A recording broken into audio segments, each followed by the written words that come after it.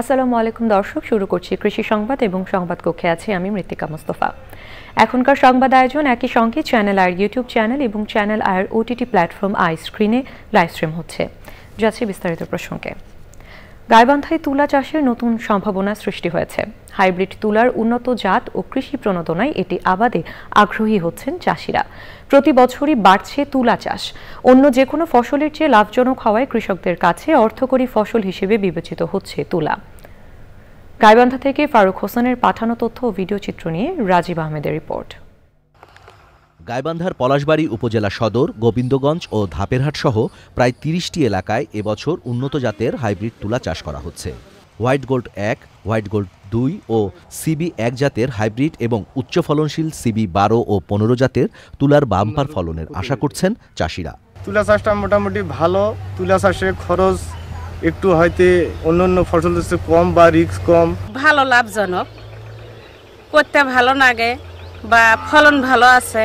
বিঘা প্রতি ১৮ থেকে ২০ মণ পর্যন্ত তুলার ফলন এবং প্রতিমণ তুলা ৪,০০০ টাকায় বিক্রি হবে বলেও আশা করা হচ্ছে। এখন ইনশাল্লাহ ১৫-২০ মণ পর্যন্ত আসছে চালার। লাভজনক খুব ব্যবসা। সামনে একবার বিগত দিনে করছি, তাতে আমি খুব ফলন পেয়েছি। তুলা খেতে সাথী ফসল হিসেবে মূলা ও লাল শাকের মতো স্বল্পমেয়াদী ফসল চাষের সুযোগ থাকায় লাভ বেশি হয়। জমিতে শাকের লাল শাক দিয়েছিলাম আর কি, দেওয়ার পরে আমি এই তুলার ফিস চারা লাগাছিলাম, বিচি লাগাছিলাম। ওখান থেকে আমি ২৫ শতক মাটি ৮-১০ হাজার টাকা আমি শাকে বিক্রি করছি। চাষিদের তুলা বীজ সরবরাহ, কৃষি প্রণোদনা, মাঠ প্রদর্শনী, কৃষক মাঠ প্রশিক্ষণ ও প্রযুক্তিগত পরামর্শ দিচ্ছে তুলা উন্নয়ন বোর্ড। গত বছর আমাদের আসলে ১ মণ বীজ তোলার ৩৯০০ টাকা হিসাবে আমরা গত বছর বাজারজাত করার সুবিধা পাইছিলাম। চলতি বছর জেলায় প্রায় ৫০০ হেক্টর জমিতে তুলা চাষের লক্ষ্যমাত্রা নির্ধারণ করা হয়েছে।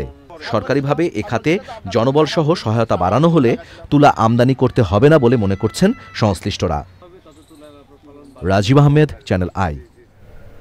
চলমান আমন সংগ্রহ মৌসুমে সরকার নির্ধারিত মূল্যে ধান চাল সরবরাহ করলে কৃষক ও মিলারদের লোকসানের সুযোগ নেই বলে মন্তব্য করেছেন খাদ্য উপদেষ্টা আলী ইমাম মজুমদার। সিরাজগঞ্জে রাজশাহী বিভাগের সকল জেলা প্রশাসক ও জেলা খাদ্য নিয়ন্ত্রকদের সাথে মতবিনিময় সভা শেষে তিনি বলেন, উৎপাদন খরচের সাথে কিছু লাভ যুক্ত করেই সরকারি উচ্চ পর্যায়ের কমিটি এই মূল্য নির্ধারণ করছে। আগামী মৌসুমে এই দাম আবারও সমন্বয় করা হবে। উপদেষ্টা বলেন, ধান চাল সংগ্রহের মাধ্যমে খাদ্য নিরাপত্তা গড়ে তোলা হচ্ছে, যাতে দাম বাড়লে ওএমএস, ভিজিডি সহ বিভিন্নভাবে এই ধান চাল বাজারে সরবরাহ করে দাম স্থিতিশীল রাখা যায়।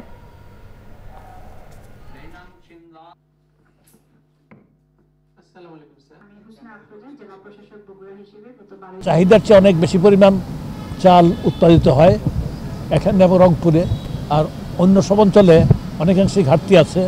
তো সুতরাং আমরা এটা নিয়ে আলোচনা করেছি। সকলেই আমাদেরকে অত্যন্ত এনকারেজিং সাপোর্ট দিয়েছেন যে যেটুকু হয়েছে আমরা এতে ভাবছি যে আরও বেশি হওয়া উচিত ছিল। তার মধ্যে তারা কথা দিয়েছেন যে তারা সহসাই যার টার্গেট আছে সেটা অ্যাচিভ করতে পারবেন এবং টার্গেট কিছু ক্ষেত্র কিছু বেশিও যাবেন বলে বলেছেন। কোনো প্রকার মাটি ছাড়াই কোকোপিটের মাধ্যমে সবজি চারা উৎপাদন করে প্রথমবারই সফল হয়েছেন নরসিংদীর জাকারিয়া খান। পেশায় শিক্ষক হলেও কৃষকদের লোকসান থেকে বাঁচাতেই তার এই উদ্যোগ। কৃষি বিভাগ বলছে এই চারা কৃষকদের সাফল্য বয়ে আনবে। নরসিংদী থেকে সুমন রায়ের রিপোর্ট। নাটোরে বাড়ছে বাণিজ্যিকভাবে বস্তায় আদা চাষ। এই পদ্ধতিতে কম খরচে বাড়ির আশপাশের ছায়াযুক্ত স্থানে সহজেই আদা চাষ করা যায়। নাটোরে জনপ্রিয় হয়ে উঠছে বস্তায় আদা চাষ। মশলা এবং ভেষজ ওষুধ হিসেবে ব্যবহার হওয়ায় আদার দামও বেশ চড়া। পরিবারের চাহিদা মেটানোর পাশাপাশি বাড়তি লাভের আশায় বাণিজ্যিকভাবে বস্তায় আদা চাষ করছেন অনেকেই। নাটোর প্রতিনিধি রেজাউল করিম রেজার রিপোর্ট। নাটোরে বাড়ছে বাণিজ্যিকভাবে বস্তায় আদা চাষ। এই পদ্ধতিতে কম খরচে বাড়ির আশপাশের ছায়াযুক্ত স্থানে সহজেই আদা চাষ করা যায়। আমার গাছ অনেক ভালো আছে।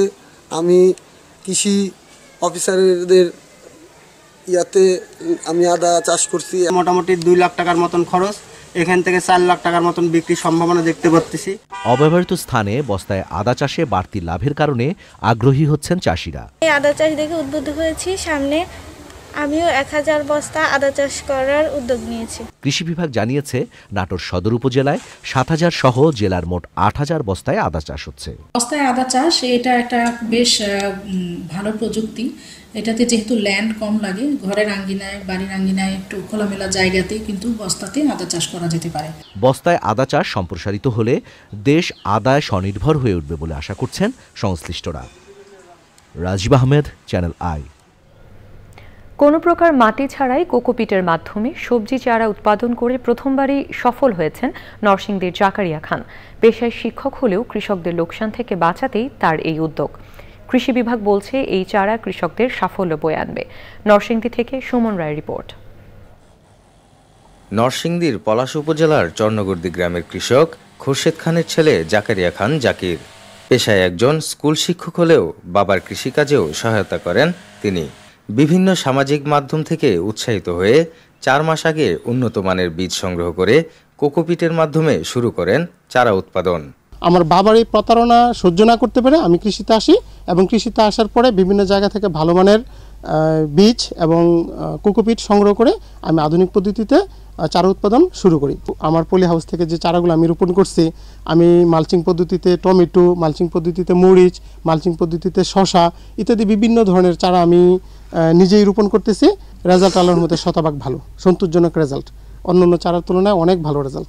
গতানুগতিক পদ্ধতিতে চারা উৎপাদনে নানা রকম ঝুঁকির কথা জানিয়ে কৃষি বিভাগ বলছে, পরামর্শের মাধ্যমে কৃষির এই আধুনিক পদ্ধতিতে চারা উৎপাদনে উৎসাহ যোগাতে চান তারা। গতানুগতিক পদ্ধতি অর্থাৎ মাঠে যে চারা উৎপাদন, এটি আসলে অনেক ঝুঁকির মধ্যে থাকে, বিশেষ করে পাখি, তারপরে বৃষ্টিপাত বা জোড়ো হওয়া এই ধরনের। কিন্তু আমরা যদি কোকোপিট বা এই ধরনের একটু নিয়ন্ত্রিত পরিবেশে যদি আমরা করতে পারি তাহলে কিন্তু অনেক সুবিধা। অনেক প্রযুক্তি ব্যবহারের মাধ্যমে চারা উৎপাদন করা, আমরা কিন্তু তাদেরকে এরকম পরামর্শ দিয়ে যাব বা এই ধরনের যে উপকরণ কোথায় পাওয়া যায় সেগুলোকে আমরা সংগ্রহ করে তাদেরকে কিন্তু আমরা সহযোগিতা করতে পারি। আধুনিক এই পদ্ধতিতে চারা উৎপাদনে সহযোগিতা করবে সরকার, এমনটাই প্রত্যাশা সংশ্লিষ্টদের। Suman Roy, channel I, Narsingdi. দর্শক, এই ছিল কৃষি সংবাদ। পরবর্তী সংবাদ আয়োজনে আমন্ত্রণ জানিয়ে শেষ করছি। ধন্যবাদ সবাইকে।